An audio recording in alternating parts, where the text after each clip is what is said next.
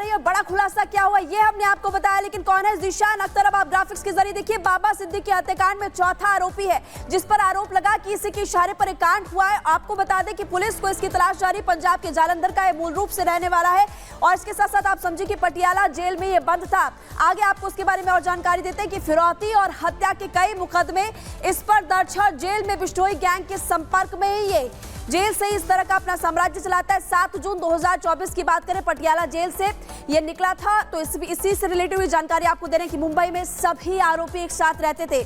तो अभी ज़ीशान को लेकर के लगातार पूछताछ की जा रही, जांच पड़ताल की जा रही। ज़ीशान इस समय मुंबई में ही कहीं छिपा हुआ है, इसलिए इंटेलिजेंस बाकी लोगों से इधर उधर भी पूछताछ कर रही है और अभी इसी की तलाश लगातार की जा रही है।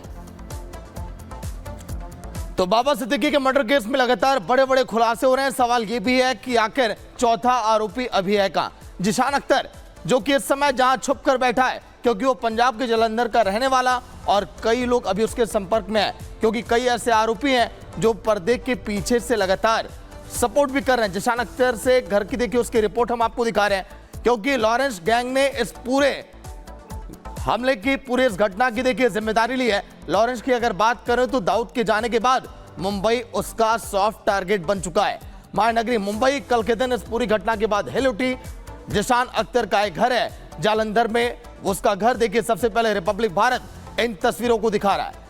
ज़ीशान अख्तर और यही नहीं, इस पूरे मामले को लेकर अगर हम बात करें तो लगातार कई खुलासे हो रहे हैं, क्योंकि 3 आरोपी अभी तक गिरफ्तार किए गए तो 3 आरोपी अभी फरार भी हैं। जो 3 आरोपी फरार हैं उनकी तलाश में पूरी मुंबई पुलिस लगी हुई है। लॉरेंस गैंग के तमाम ये लोग, इनको हथियार मुहैया कराया जाता है। फिर उसके बाद परसों देर रात जब सिद्दीकी की हत्या की गई, पूरी महानगरी मुंबई दहल गई कि आखिर के लिए जा रहा है।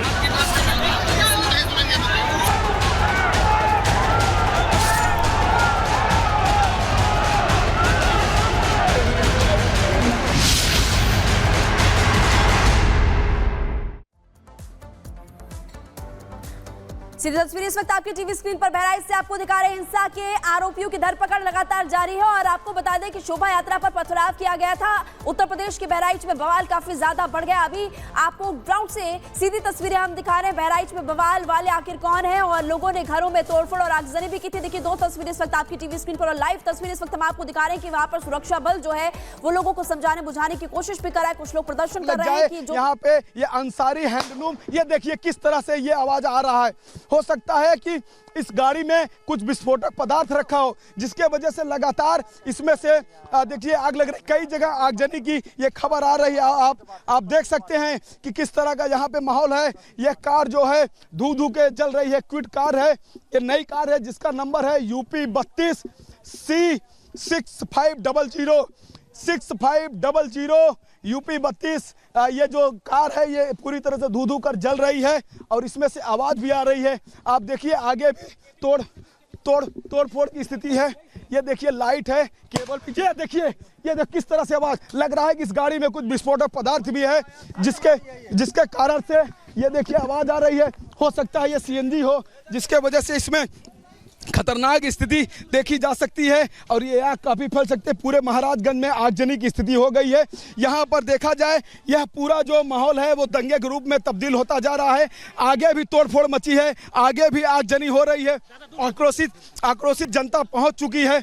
यहाँ पे आप देखिए ये बगल में कबाड़ है, इस कबाड़ में भी आग लग सकता है और काफी मामला फैल जाएगा। आप देखिए कि वहाँ पर कार किस तरह से जल रही है।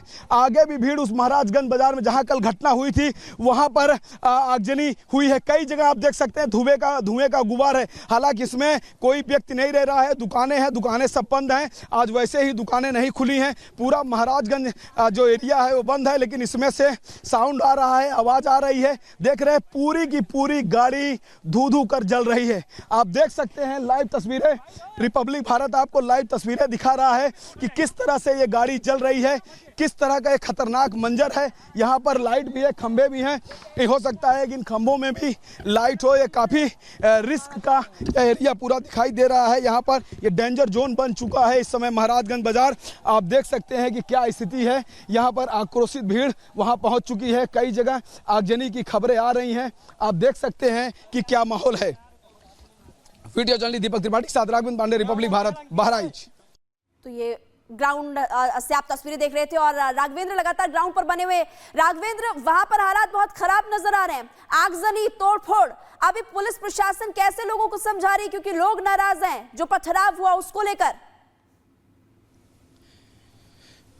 देखिए मैं आपको कुछ लाइव तस्वीरें दिखा रहा हूं। यहाँ पर देखिए एक गाड़ी, नई गाड़ी क्विड, ये देखो धू धू करके यहाँ पे जल गई। आप देख सकते हैं किस तरह का नजारा है। ये घर सामने, एक मंसूर का ये घर था, उसके सामने क्विड गाड़ी खड़ी थी जिसमें आक्रोशित भीड़ ने आगजनी कर दी और ये पूरा खतरा, पूरा घर जो है इस आग के चपेट में आ गया है। अंदर भी आग की लपटें जा रही हैं, गाड़ी पूरी तरह से धू धू कर जल गई है। और आगे महाराजगंज जो बाजार है जहां पर यह घटना कल रात में हुई थी, वहां पर भी आगजनी की गई है। आप धुओं का गुबार देख सकती हैं कि किस तरह का माहौल है। साथ ही जो पुलिस है, इस समय यहां पे कर्फ्यू जैसा माहौल दिख रहा है, क्योंकि जनता को हटा दिया गया है और जो पुलिस है वो भीड़ को एकत्रित की है, यानी कि इस बाजार में भीड़ ना आ पाए। पुलिस आप देख रहे हैं दूर से, अपने सहयोगी दीपक से कहूंगा कि वो भीड़ दिखाएं। वहां पर पुलिस फोर्स भारी संख्या में भीड़ को कंट्रोल की है। जो 25 से 30 गांवों के जो लोग पहुंचे हुए हैं, जो आक्रोशित भीड़ पहुंची हुई है, उसको कंट्रोल किया जा रहा है। वो पुलिस यहां पर कंट्रोल कर रही है उस आक्रोशित भीड़ को, और उधर भी कंट्रोल की है, यानी बीच में महाराजगंज बाजार को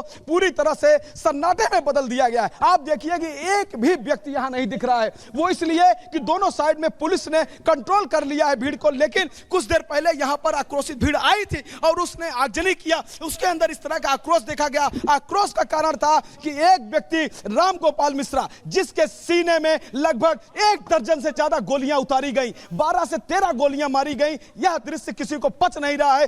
परिवार भी कह रहा है कि खून का बदला खून है। मुख्यमंत्री से भी न्याय मांगा जा रहा है कि जैसे उसने हमारे बेटे को मारा है वैसे ही उसको इनकाउंटर किया जाए। तो इस तरह का जो माहौल है, इस माहौल के कारण आक्रोश है लोगों में, यहां पर भीड़ बढ़ती जा रही है। हर व्यक्ति के हाथों में डंडा। ठीक है राघवेंद्र, लेकिन ये भी हम जानना चाहेंगे, दर्शकों को ये भी बताइए कि पोस्टमार्टम की रिपोर्ट में खुलासा क्या हुआ है। राघवेंद्र, ये जो भीड़ है लगभग 5 से 7 हजार के करीब ये बताई जा रही है, प्रशासन इनको समझा रहा है, इनकी मांगी क्या है, ये मानने के लिए तैयार क्यों नहीं है? राघवेंद्र देखिए, बिल्कुल इनकी मांगे ये है कि जो मुख्य अपराधी है वो पकड़ा नहीं गया है। उनका कहना है कि पहले इनकाउंटर होगा, फिर शव का अंतिम संस्कार होगा। घर से, यानी कि जो मंसूर गांव है वहां से 5 किलोमीटर चारपाई पे शव लाया गया है। तहसील मुख्यालय पे शव को बीचों बीच सड़क पे रखा गया है।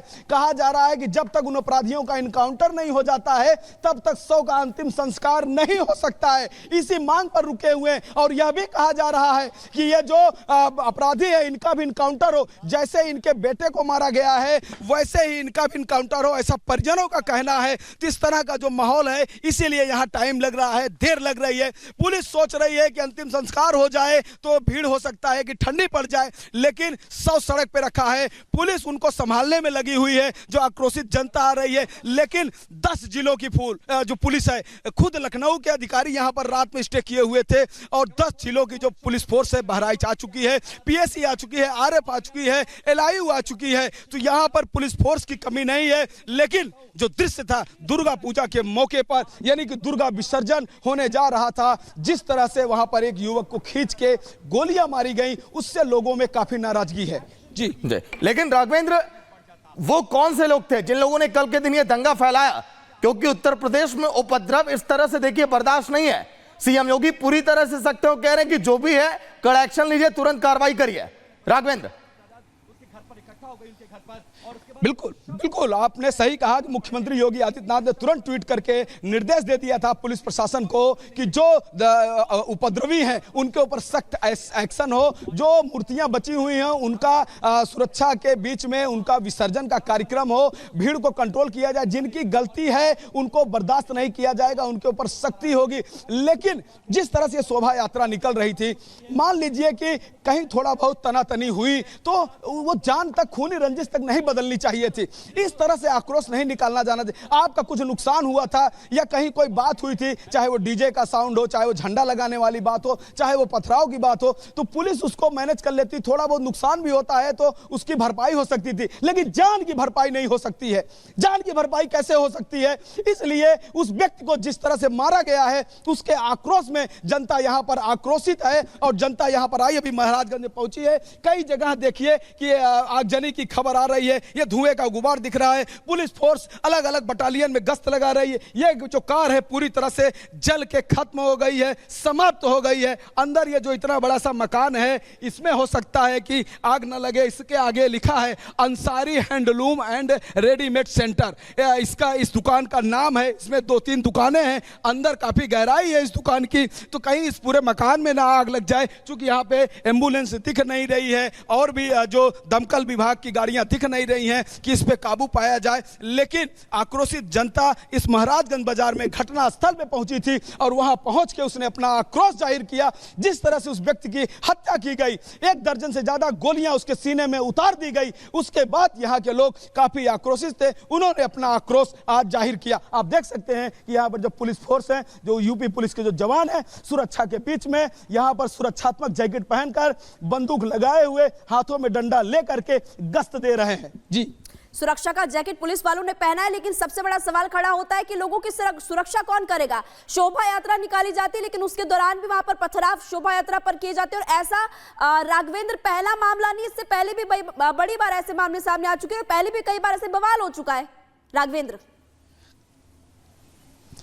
देखिए, इसीलिए ग्रामीणों का कहना है कि अगर पुलिस यहाँ पर सख्त होती तो यह घटना ना होती, पुलिस की संख्या ज्यादा होती तो घटना ना होती। अगर इसीलिए एसपी ने कहा जा रहा है, सूत्रों के अनुसार जो खबर आई है कि एसएचओ को हटा दिया गया, निलंबित कर दिया गया है, चौकी इंचार्ज को निलंबित कर दिया गया है। तो लेकिन जो यहाँ पे आए हैं आक्रोशित भीड़, वो इस पे संतुष्ट नहीं है। उनका कहना है कि उनका इनकाउंटर होना चाहिए। आप देखिए, दमकल की गाड़ी आ गई। ये देखिए, ये ब्रेकिंग दिखा रहा हूं, दमकल की गाड़ी आ गई है यहां पर। ये देखिए, उत्तर प्रदेश फायर सर्विस की गाड़ी आ गई है आगजनी पे कंट्रोल करने के लिए। आप देख सकते हैं, ये लाइव एक्शन